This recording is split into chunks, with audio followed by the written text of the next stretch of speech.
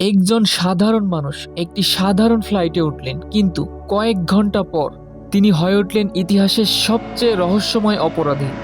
না কোনো গুলি, না কোনো সহিংসতা, তবুও তিনি ছিনতাই করলেন একটি বিমান। এবং তারপর পুরো এয়ারলাইন্স, সিকিউরিটি, প্রশাসন, গোয়েন্দা সংস্থা সবাইকে প্রায় 5 ঘন্টারও বেশি সময় ধরে নাকানি চুবানি খাওয়াতে থাকে এবং তারপর আকাশ থেকেই অদৃশ্য হয়ে যান। আজও কেউ জানে না তিনি বেঁচে ছিলেন নাকি সে রাতেই হারিয়ে গিয়েছিলেন চিরতরে। এই মানুষটির নাম ডিবি কুপার। একটি অনুরোধ, চ্যানেলে নতুন হয়ে থাকলে সাবস্ক্রাইব করে বেল আইকনটি বাজিয়ে দিন।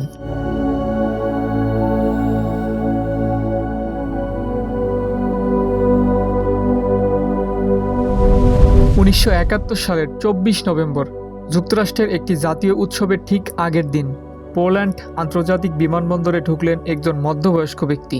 প্রায় 6 ফুট লম্বা, পরনে গাঢ় রঙের স্যুট, সাদা কালারের শার্ট, কালো টাই, লোফার জুতো এবং টাইয়ের সাথে মুক্তার টাইপিন, চোখে সানগ্লাস, হাতে একটি কালো ব্রিফকেস। তাকে দেখে কেউ সন্দেহ করার মতো কিছুই খুঁজে পায়নি।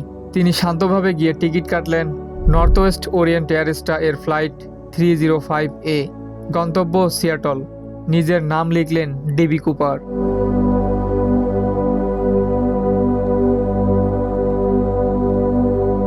তিনি যে বিমানে উঠেছিলেন সেটি ছিল একটি বোয়িং 727-100 মডেল। বিমানের পেছনের দিকে তার সিট ছিল, যদিও প্রত্যক্ষদর্শীদের মধ্যে সিট নাম্বার নিয়ে মতভেদ ছিল, 18C, 18E বা 15D। তবে যেখানেই বসে থাকুন তার আচরণ ছিল পুরোপুরি স্বাভাবিক। তিনি পানির অর্ডার করলেন, জানালার বাইরে তাকালেন একজন সাধারণ যাত্রীর মতোই।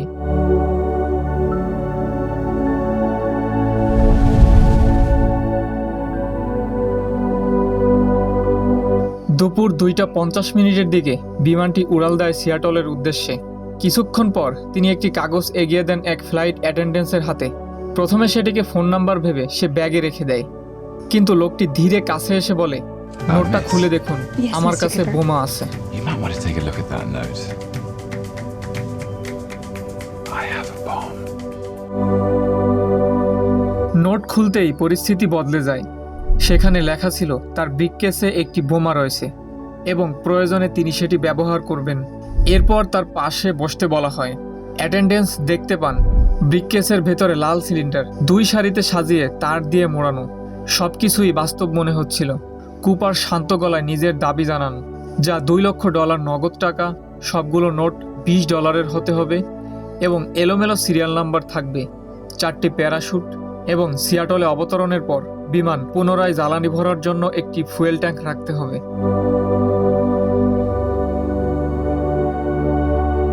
এই তথ্য দ্রুত ককপিটে অ্যাটেন্ডেন্স পৌঁছে দেয়। পাইলট সঙ্গে সঙ্গে এয়ার ট্রাফিক কন্ট্রোলের সঙ্গে যোগাযোগ করেন। খবর পৌঁছে যায় FBI এর কাছে। ফিরে এসে দেখা গেল চোখে কালো রঙের একটি সানগ্লাস পরে মনের সুখে সিটে হেলাম দিয়ে বসে আছে। বিমানটি সিয়াটলের আকাশে চলে আসে এবং আকাশেই ঘুরতে থাকে। 30 মিনিটের পথে দেরি হওয়ার কারণ হিসেবে যাত্রীদেরকে জানানো হলো যান্ত্রিক ত্রুটির কথা। এরপর পাক্কা 2 ঘন্টা আকাশেই ঘুরে বেড়াতে থাকে প্লেনটি। এদিকে স্থানীয় পুলিশ ও FBI সদস্যরা কাজে নেমে পড়ে, প্যারাশুট, মুক্তিপণের অর্থ ও আনুষাঙ্গিক অন্যান্য ব্যবস্থা গ্রহণে। পুরো সময়টা জুড়ে একেবারে নিরুদ্বেগ ছিলেন কুপার। আপন মনে নিজের কাজ করে যাচ্ছিলেন। জানালা দিয়ে বিভিন্ন জায়গা দেখে সেগুলো কোনটা কোন জায়গা হতে পারে সেটা বলাবলি করছিলেন। ভাবখানা যেন এমন কিছুই হয়নি। এই সময়ের মধ্যে FBI মুক্তিপণের জন্য 10,000টি $20 নোট সংগ্রহ করে। নোটগুলো পাশাপাশি ব্যাংক থেকে নেওয়া নোট দিয়ে কুপারকে ধরতে এক অভিনব কৌশলের আশ্রয় নেয় FBI। তারা 10,000টি $20 নোট জোগাড় করেছিলেন। সেগুলো অধিকাংশই সিরিয়াল নাম্বার ছিল L অক্ষর দিয়ে শুরু। নোটগুলোর বেশিরভাগই ছিল 1963A বা 1969 সিরিজের। প্রতিটি নোটের মাইক্রোফিল্ম নেওয়া হয়। বিকেল 5:24 তখনও প্লেনটি আকাশে চক্কর খাচ্ছিল। এমন সময় কুপারকে জানানো হলো যে তার সকল দাবি মেটানোর ব্যবস্থা করা হয়েছে।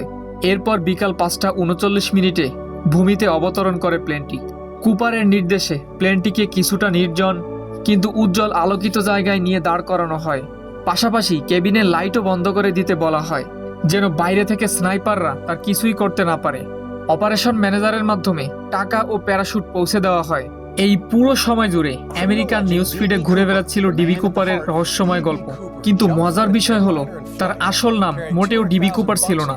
বিমান ভ্রমণের সময় তিনি যে টিকিটটি ব্যবহার করেছিলেন সেখানে নিজের নাম উল্লেখ করেছিলেন ড্যান কুপার নামে।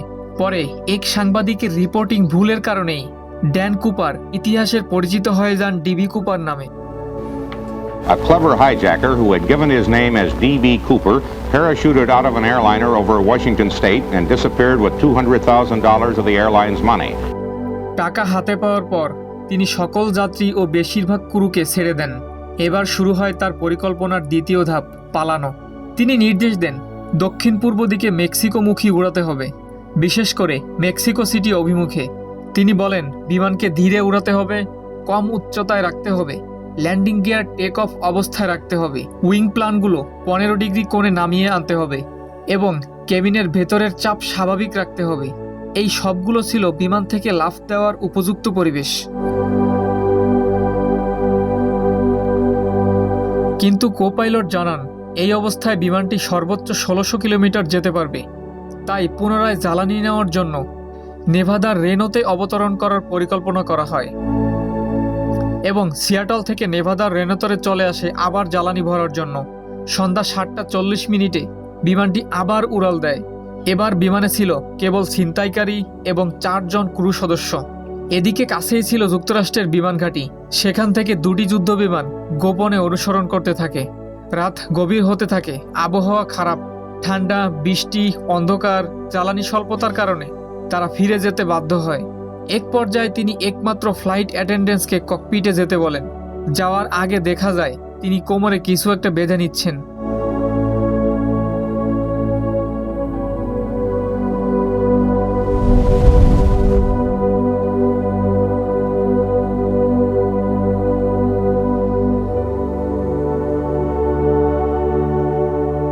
রাত প্রায় 8টার দিকে ককপিটে সতর্ক সংকেত বেজে ওঠে।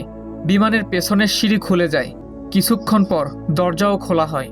তারপর রাতের অন্ধকারে বৃষ্টি আর প্রবল বাতাসের মধ্যে তিনি প্যারাশুট এবং টাকা নিয়ে মাঝ আকাশে ঝাঁপ দেন।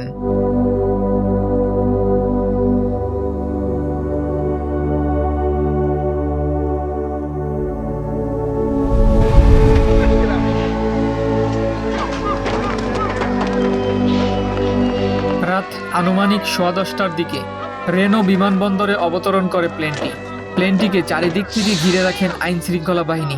সবার সামনে অজানা আশঙ্কা। এই বুঝি বিকট শব্দে বিস্ফোরিত হয়ে গেল পুরো বিমানটি। সতর্কতার সাথে সশস্ত্র বাহিনী বিমানের ভিতরে ঢুকে তারা দেখল বিমানের ভিতরে কুপারের কোনো নামগন্ধও নেই।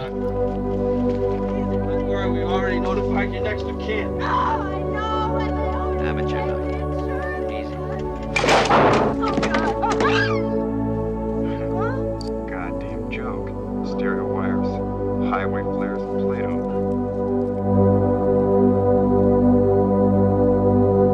এরপর শুরু হয় জোর তদন্ত। এক সাংবাদিকের ভুলে ড্যান কুপার হয়ে যান ডিবি কুপার। এই ভুল সংবাদটি সবদিকে ছড়িয়ে পড়ায় লোকে তাকে ডিবি কুপার নামেই চিনতে শুরু করে। বছরের পর বছর ধরে প্লেন হাইজ্যাকিংয়ের এই দুর্ধর্ষ ঘটনাটি নিয়ে তদন্ত চালিয়ে গেছেন সরকারের বিভিন্ন সংস্থা, কিন্তু প্রতিবারই তাদের হতাশা হতে হয়েছে।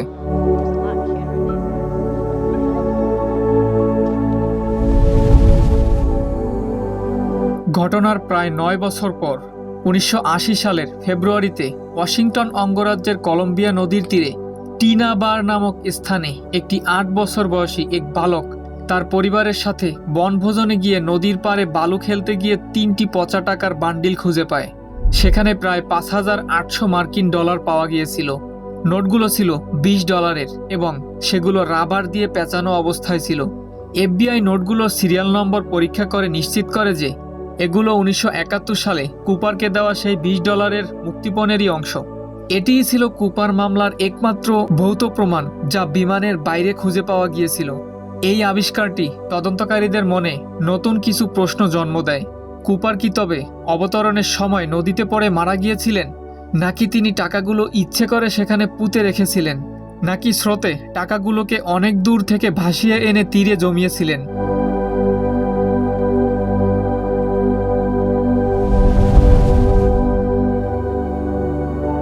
অবশেষে 2016 সালের 8 জুলাই হাল ছেড়ে দেয় FBI। তারা জানায় যে কুপারের চেয়ে আরও অনেক গুরুত্বপূর্ণ বিষয়ে অর্থ ও জনশক্তি বিনিয়োগ করতে হবে, তাই এসব বিষয় নিয়ে আর পরে থাকা যাবে না। সেদিনই আনুষ্ঠানিকভাবে সমাপ্তি ঘটে যায় অসমাপ্ত এক রহস্যের, অমীমাংসিত এক কেসের। 45 বছর ধরে তৈরি হওয়া 60 ভলিউমের কেস ফাইল এখনও ইতিহাসে অংশ হিসেবে রাখা হয়েছে ওয়াশিংটন ডিসিতে FBI এর হেডকোয়ার্টারে। বিভিন্ন মহলের মানুষের কাছে প্রশ্ন থেকে যায়, তাকে আর কখনো পাওয়া গেল না কেন? তিনি কি বেঁচে ছিলেন, নাকি সেই ঝাঁপেই মৃত্যু হয়েছিল? তার আসল পরিচয় কি? এই প্রশ্নগুলোর উত্তর আজও অজানা। শুধু জানা যায় একজন মানুষ বিমান ছিনতাই করেছিল, মাঝ আকাশে ঝাঁপ দিয়েছিল এবং পৃথিবী থেকে চিরতরে অদৃশ্য হয়ে গিয়েছিল। তার নাম ডিবি কুপার।